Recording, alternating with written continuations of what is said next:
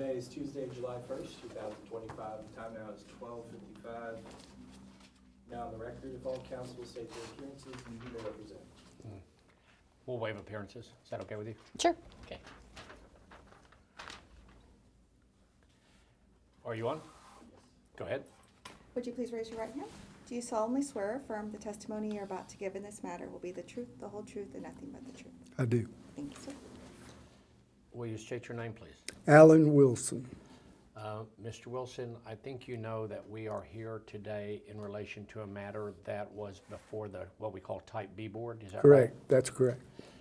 Before we get started on the exact subject matter, I do want to get a little background on you so the Sure. jury or the court, if they're looking at this, can know who you are. Okay. First of all, you've told us your name and where are you currently employed? I am Executive Vice President of Charter Bank, Corpus Christi. And probably everybody who's going to be maybe hearing this or reading any of this knows Charter Bank, but what is Charter Bank? Charter Bank is a local bank, primarily of local owners. We have locations in Corpus and three in Corpus and one in Rockport. And how long have you been with Charter Bank? This past April was 9 years. And how long have you been vice president? I've been an executive vice president or a market president for 20 years. How long have you been in the banking industry? I was telling Rosie, this month is 43 years in Corpus Christi. And what part of the business of banking have you been involved with over your career? Commercial lending and then management. Thank you, Melissa. Thank you.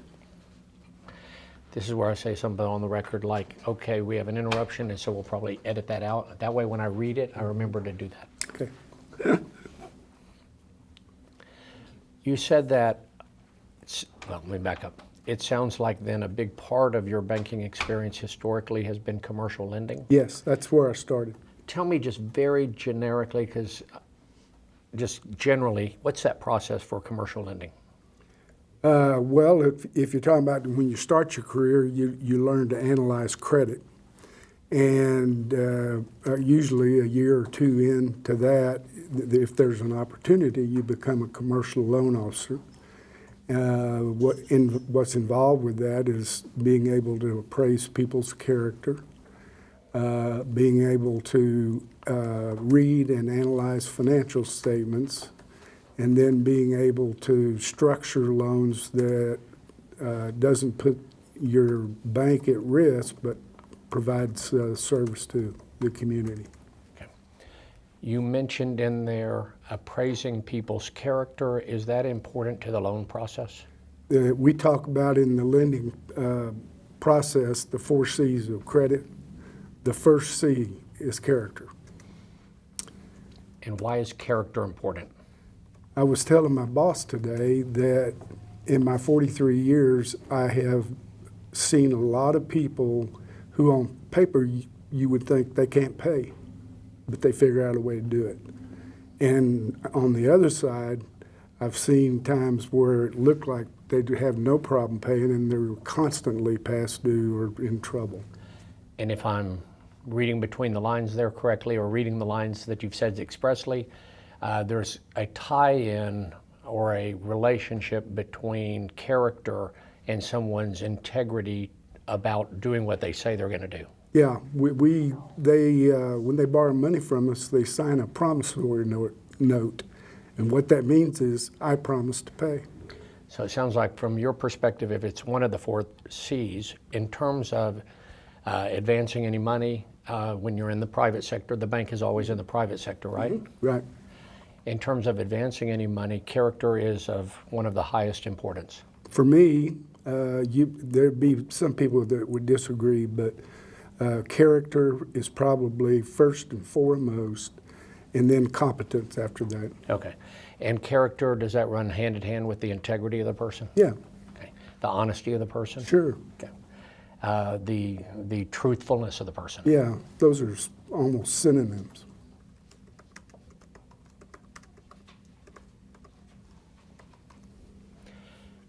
And just to give us a rough sense, probably how many loans have you overseen in your career? I knew I was going to get you with that one. Man, I don't even know how to, 43 years, subtract 2, 41. Average loan portfolio, 45 million. So, average loan size, gosh, hundreds Okay. and hundreds, and I would say thousands. Okay. You're familiar. Yeah. Okay. Now, somehow that experience or that history in this community led to you being, I guess, on the Type B board. Yes. And tell me how long tell us first of all what the Type B board is. Well, there's a special provision in the state of Texas to carve out, if the community votes for it, part of a sales tax that can be used for job retention and for job growth. And it's an appointed position by the city council. And how long have you served on the Type B board as a appointee by the city? I'm in my 6th year. In September, I will term out. And I think at the time of the application and funds that we're going to be talking about here, that all relates to a Homewood Suites project. Right? I think at that time you were a member of the board. Yes, I was vice president. Okay, and I think now what is your current position? President. And I think also, but help me here, that the Type B board has a relationship with what we call the CCREDC. Yes, they are the vetter of projects that come to us. They analyze does it fit with the Type B regulations? Does it retain jobs? Does it advance job growth? They look at the feasibility. Their board votes on it. So we don't get a project that, unless, and there is one exception to that, if it went through the city, sometimes those come direct. But the one we're talking about today did not. EDC, It went through EDC, not the city. that's correct. So it was not one of those exceptions. No, And then I want to break down, since we know this Homewood Suites project came through, and I'm going to say CCREDC, that means Corpus Christi Regional Economic Development Corporation. that's correct. Okay. Since we know this was one of the projects, or that this project for Homewood Suites and the funding request came through EDC, right? Mm-hmm. Said yes? Yes, I'm sorry. It's okay. Let's stick to that framework. Okay, And in that framework, it would be the CCREDC that would vet the project? Mm-hmm. Is that a yes? yes. That nice lady right over there, if you nod your head, it's going to really throw her off. Okay, Okay. I'm a rookie at this. That's okay. And it was also the CCREDC who would have done the analysis on this proposed Homeward project for funding from Type B money. That's correct. And they would have done that analysis, and one prerequisite to it even getting out of CCREDC is that it meets the CCREDC criteria, Okay, correct? yes, Okay. And the Type B board doesn't get a project unless, other than the exception, which we know doesn't apply here. right. The Type B board doesn't get a project unless it gets the check marks as meeting the criteria for the CCREDC. That's correct. We get a presentation from the CCREDC. We get paperwork showing average salaries, number of jobs, that kind of thing, because they're more informed about details than we would be. Right, they being CCREDC, That's correct. and then you all being the Type B board. That's correct. Okay.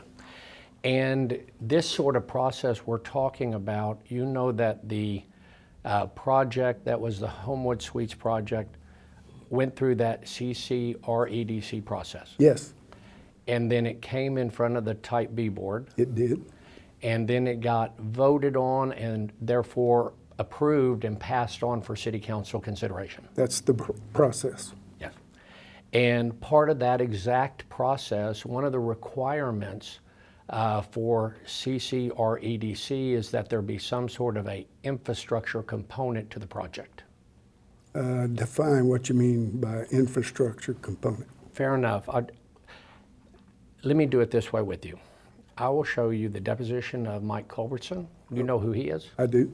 Go ahead and tell us who Mike Culbertson is. He's the current CEO of the CCREDC. And I know you don't have the benefit of having read Mr. Culbertson's deposition ahead of right now, right? No, I haven't. Okay. And he was asked about whether or not there was an infrastructure component to this project at the time it passed from CCRDC to Type B. You understand the time frame? Yeah, I know the time frame. I'm trying to picture what infrastructure portion means. Okay. Let me ask it to you this way. Well, I think the answer to infrastructure is that what we were talking about in Mr. Culbertson's deposition was the infrastructure had to do with the FEMA representations made by the project to the CCREDC about FEMA floodplains. Okay. Does that answer your question? Yeah. In that context, then, he said, and it's on page 121, I'll let you read it if you want, he was actually asked about what the significance was to infrastructure for a CCREDC project. Do you understand what I'm saying? Yeah. And he answered, quote, I agree that I said, he's referring to a conversation with him and Mr. Zanoni, I agree that I said it had to be tied to infrastructure. Do you agree that that's part of their criteria at CCREDC? I don't know what their criteria Okay. is. And then he went on to say, quote, this is in his deposition, I told both my board, the project, and Type B, it had to be tied to infrastructure. Do you agree with that? Well, the request was to build a building, and that's infrastructure. And the add-on cost of being in the floodplain was a part of the request too. So I'm not sure how he's framing that. Okay. Well, let me see. I can give you that context here.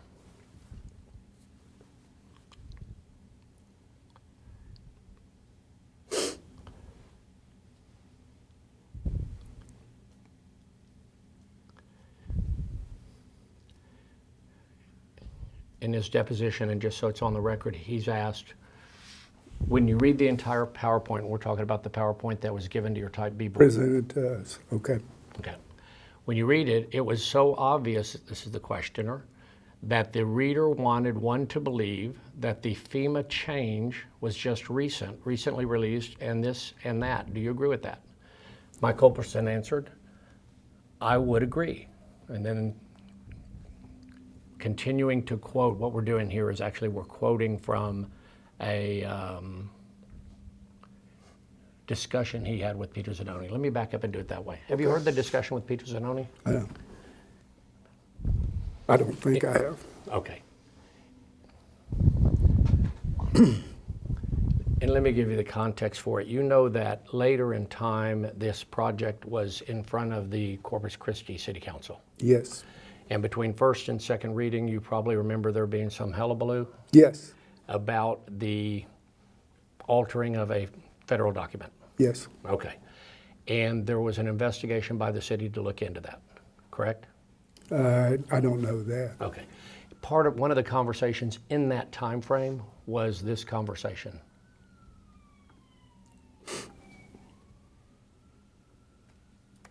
I don't have that. They haven't given it to me.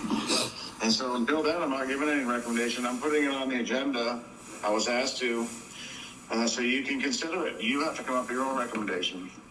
Got it. But you did you did let the city council know that there were some some improper information, some tampering and all that involved also. You let them know? I let them know. We're going to let them know again tomorrow in executive session. I already have an executive session posted. Okay. Peter, when does executive session happen? Does it happen towards the end or? No,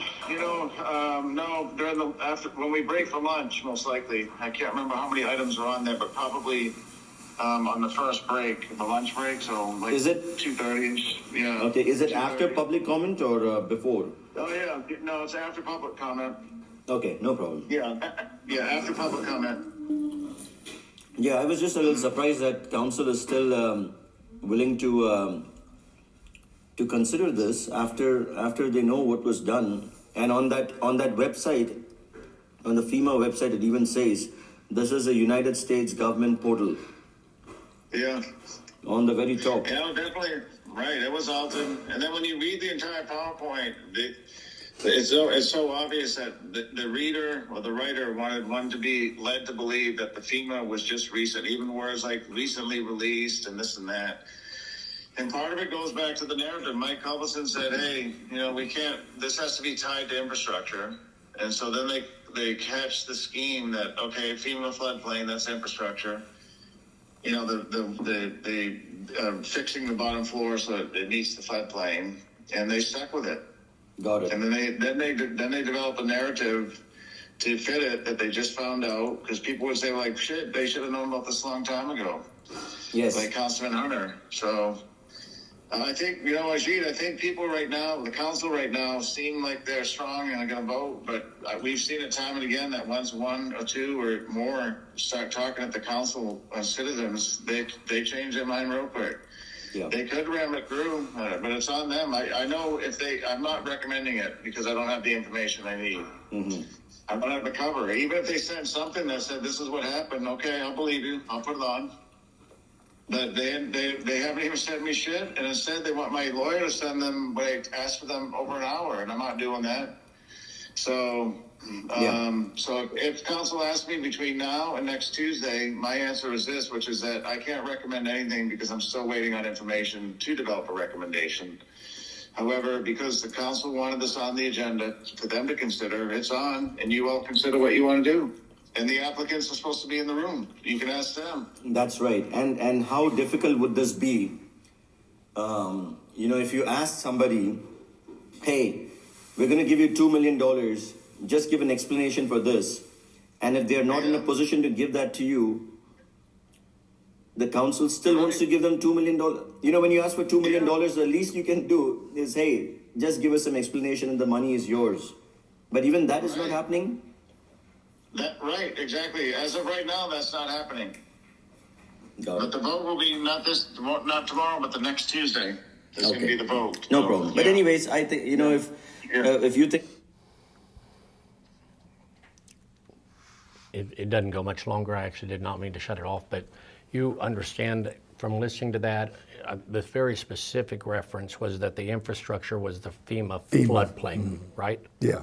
So when we talk about infrastructure in the context of this project, can we agree that the infrastructure we're talking about is the FEMA floodplain issue? The add-on.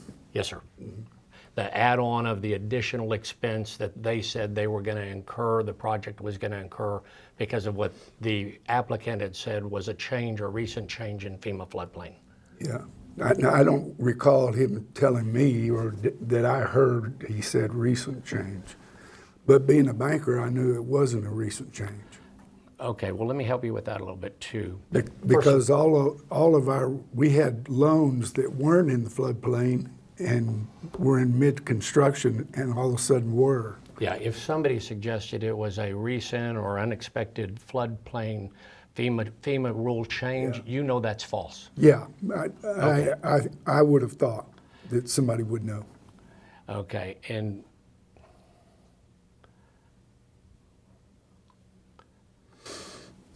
let me just restate that real quick here. First thing I think we've agreed to is in the context of this Homewood Suites project, that the infrastructure component that was part of this package to get money for the applicant, the infrastructure component was the allegation or suggestion that there'd been a FEMA floodplain change. Recently was I guess the idea, but it wasn't recent. Right, but we're agreeing on what we're referring to when we talk about Yes. infrastructure. Yes. And we're also agreeing, and I can show it to you, but you just said it, right? that the pitch from the applicant was that it was a recent change. Okay. Do you know that? I don't recall me hearing him say that. Well, I'll go ahead and quote from you on the presentation. Okay. Okay? All right. At the presentation, he says, Mr. Philip Ramirez said, the one thing that came up is that we were not anticipating the FEMA maps were preliminary, but they became finalized and adopted as a part of the process of the city. We needed to comply with the new FEMA requirements that came into effect on October. You know that they're not really new, they've been around for a long time. I do know that they were preliminary, Well, they were preliminary from 2020, like 3 years earlier. but, They become preliminary before they become final. right, but banks did not have to take action on the new maps until it was finalized. Fair enough.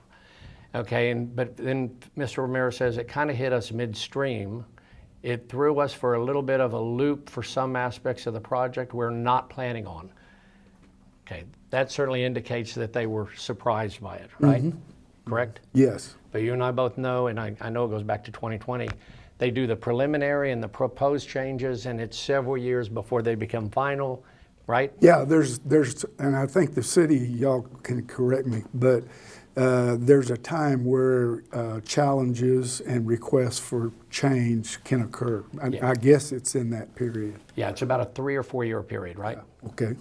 I'll take your word for it. I don't know the timing, but I know. Generally, that would be consistent with how FEMA operates. Sure, Okay, you know that much. yeah, And I think the website, the initial presentation of it was October of 2020, so that's years before this project was even imagined, right? right, Okay, so it's not like they're new changes. right. It's not like they're a surprise. So should. Agreed? Yes. Okay, Should somebody in the real estate business have known that they were coming? The answer is yes. yeah.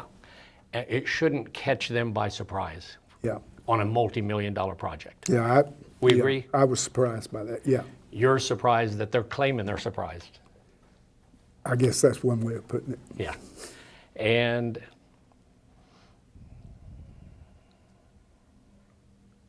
then Philip talks about, Mr. Ramirez talks about, quote, it did certainly throw a wrinkle and an aspect to our project from a constructability perspective, but also just an added cost that we were not anticipating when we first started moving forward with the project, which is around 2022.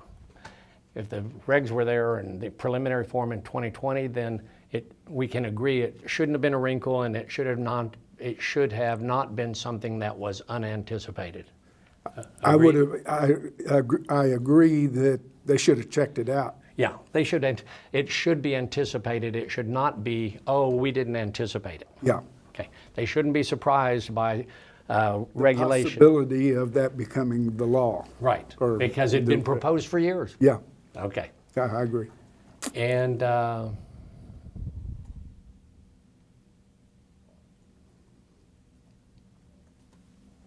again, Mr. Ramirez goes on to say the applicant in front of the type B board, quote, so there were some FEMA requirements, he says requirements, but we know he's referring to FEMA.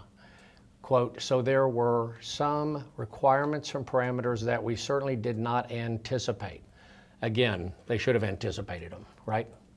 In my opinion, yes. Yeah. FEMA doesn't move fast. Right? Right, government. Okay, they give you years of notice, they let you have a comment period, and you shouldn't be into a multi-million-dollar project and act like, oh, I'm shocked that these full rules were there, like I didn't anticipate them. Agreed? Right. Okay. And so you see from the quotes I've read, that certainly, and it's in Peter's discussion on the tape I just played for you too, but let me back up. From the information we have in the presentation, is it very clear that the applicant is sort of pitching it like these were not anticipated and that it was some kind of recent change? To the best of my recollection, I think that's true. Yeah. Okay. And we are agreeing that that should not be true. It should be that the architect and the developer did their homework ahead of time and anticipated everything because the information was available. Okay. Agreed? Agreed. Okay.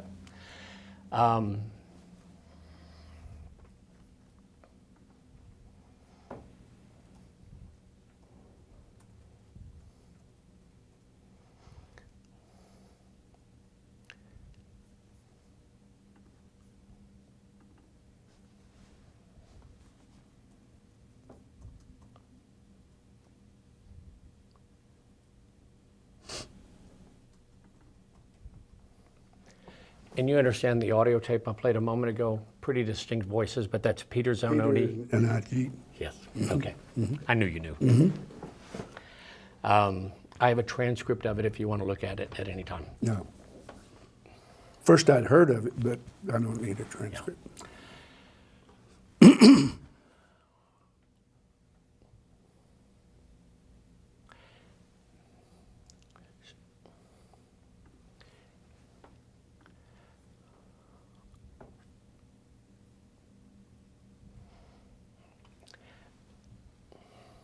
I think we're now at the point then where it's clear, is it not, that the infrastructure component we're talking about relating to the application for receiving money is the FEMA flood plan changes, at least the suggestion of that by the applicant, right? I think I agree with that. Okay.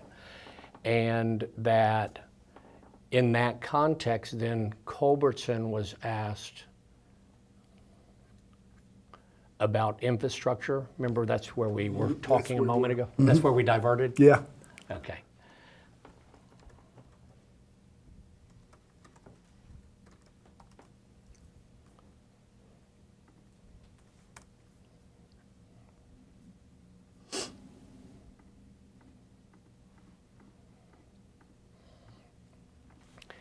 And do you agree that Mr. Culbertson's expertise definitely is the whole business of evaluating the project?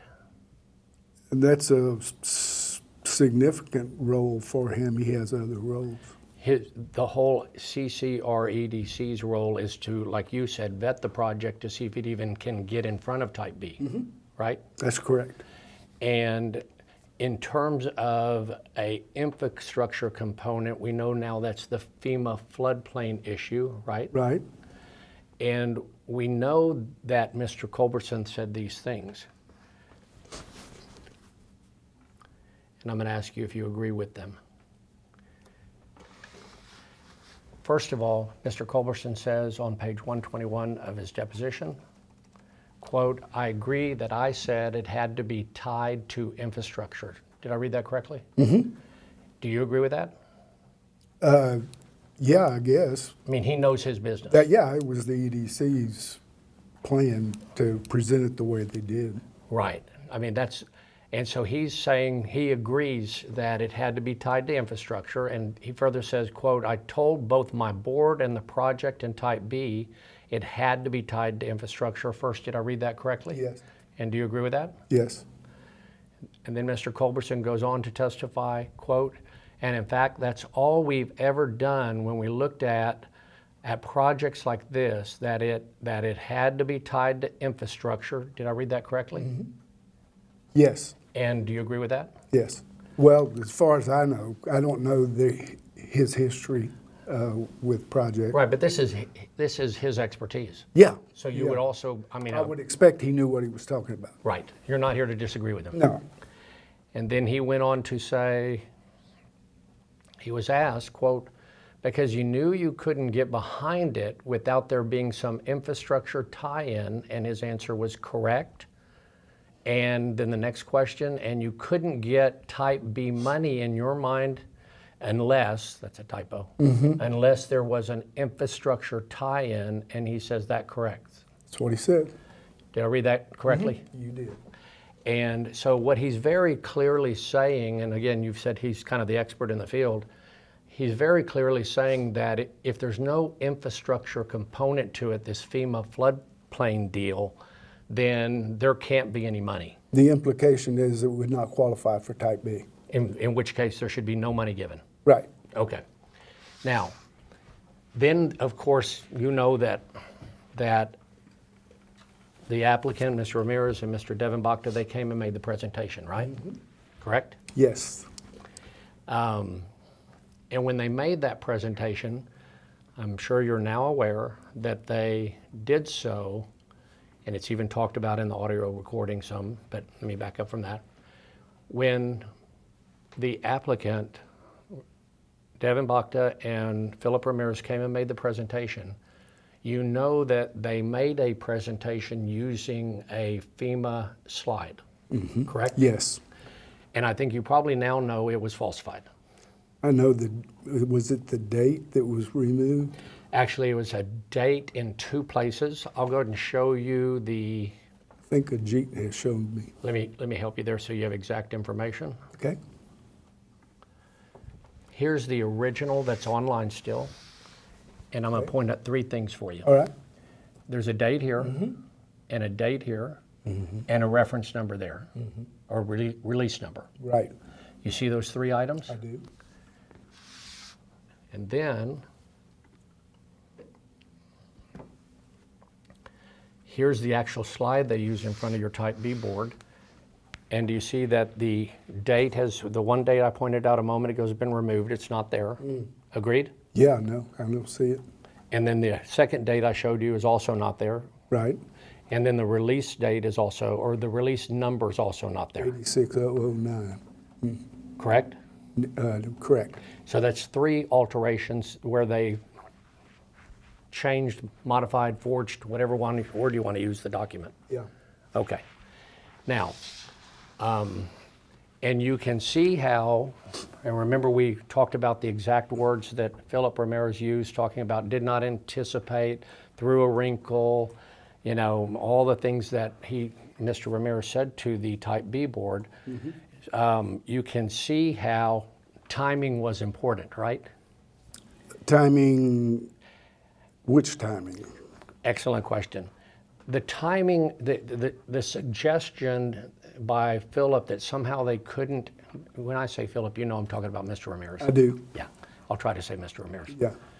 The suggestion by Mr. Ramirez that somehow this change in FEMA floodplain rules was not anticipated, and we've agreed that's what he's suggesting, right? Yes. That suggestion sort of is time sensitive. The word recent or not anticipated are time sensitive words. Yeah. Right. Okay, and so removing the dates deprives the person on the Type B board or who's ever looking at the falsified slide. Removing the dates removes the reference to a time period. Okay. True? Yeah. Okay, and so if you're gonna go in front of, and let's just be honest, and the presentation by removing the dates, I think we agree probably is misleading. I'm being nice. I don't know how to characterize it because I wouldn't even have thought that somebody would go to that extent. I'm not going to comment. Yeah, Okay? yeah. But I appreciate your comment. Yeah.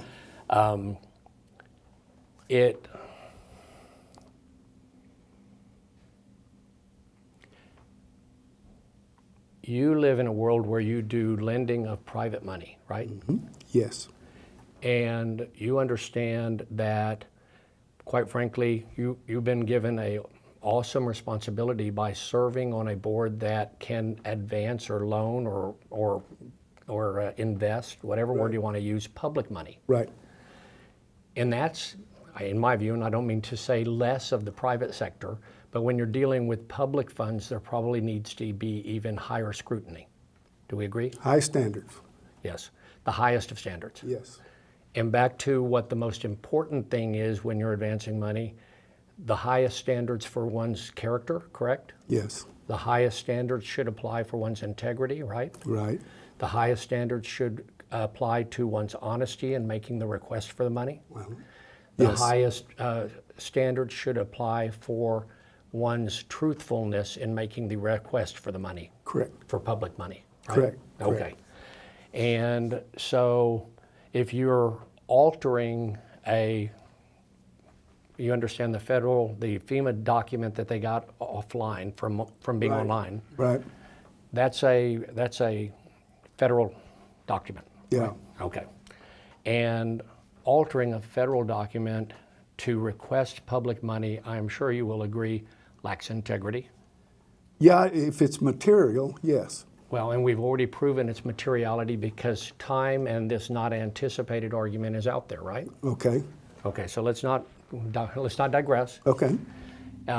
Altering a federal document is, you would never expect someone of good character to alter a federal document. Not to mislead. Do you agree? I agree. Yeah. And you would never expect somebody, well, altering a federal document is not honest, is it? Well, I mean, it depends on the context, I would say. If there is an intent to lie, to mislead, to gain something, no, of course not. You wouldn't do that. Yeah, well, I mean, let me ask you this. Are you telling me that if somebody comes into your bank on private money and they alter a federal document, you're going to give them the loan? Well, it depends on what they altered. Okay, well, if they altered Because the we very don't- document that was the infrastructure component that would prohibit it from being approved by CCR EDC like Culbertson testified to, Well, that's material, isn't that it? is material if the EDC would not have approved this because of the alteration. When you saw Mr. Culbertson's deposition, he would not have, correct? I think that's correct. Yeah. Okay, and so that's step one That's step one. to the process. Yeah, it got approved. It would have never come to us. Yeah, and if CCREDC knew now, or excuse me, knew then what it knows now, that the infrastructure component was based upon a false document, it should never have then come out of CCREDC. Yes, that's correct. Well, yeah, and there's no ifs, ands, or buts about that one. I didn't say if. I said yes, that's correct. Yeah, and quite frankly, and I'm going to make the assumption that you think the type Board B responsibility to administer public funds is a serious and awesome responsibility, It is. and that it requires the highest standards for the words you used: character, integrity, honesty, and truthfulness. Yes. Okay, and you know that the presentation, I can show you the slide and the whole thing, but the whole argument there was we had these changes in FEMA and recent or not anticipated, whatever word you want to use, and therefore we need this money to pay for that part of the project that we got.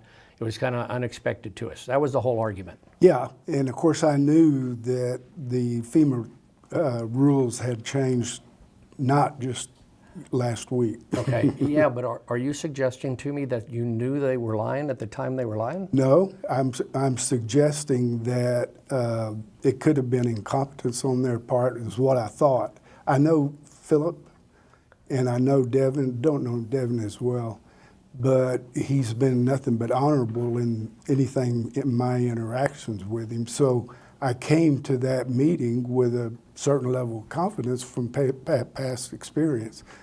So it never even crossed my mind they would be altering documents or misleading on purpose. Yeah, but if you have a falsified federal document, are you going to approve a loan?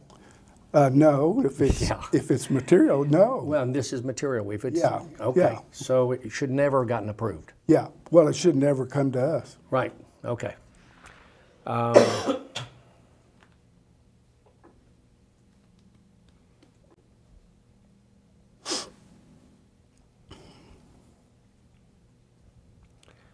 And if you'd have known back then what you now know to be true about, We would have tabled it and investigated it and tried to understand why, and we would have gone several steps further. yeah. But at In other the words, time, you would not have approved it as is with that falsification. not on that day. We agree. Like, we agree. Okay, and then it never came back because that never happened because you were lied to and you relied upon the applicant. Yeah, Okay. and so I became aware of the allegations after we'd already voted. I understand. And so then I thought, well, if it's true, then the city council won't approve it. Yeah, that's what they should have done in your opinion. I think there should have been a further investigation. I did hear that this was, Let me stop you there for a minute, and then I'm just going to say, just because you answer the question, if you want to volunteer something, that's fine. I'm not trying to cut you off. You did hear. I heard that the allegations were referred to the FBI, and my response was, well, good. If the allegations are true, then they'll find out. Okay. Because I'm for truth. You're what? I'm for truth. I'm not for misleading. And the only reason I cut you off, you started saying, but then I let you say it. The only reason I put a little blocker in there is because you said, I heard that, and most people are going to tell you that's hearsay. Hearsay. And so I wanted to have a clean answer. Sure, sure. But I didn't want to cut you off either. Yeah, yeah. Okay. But I wanted to be on record as I would never do anything if I thought that there was something untoward in it. It never crossed my mind. Yeah.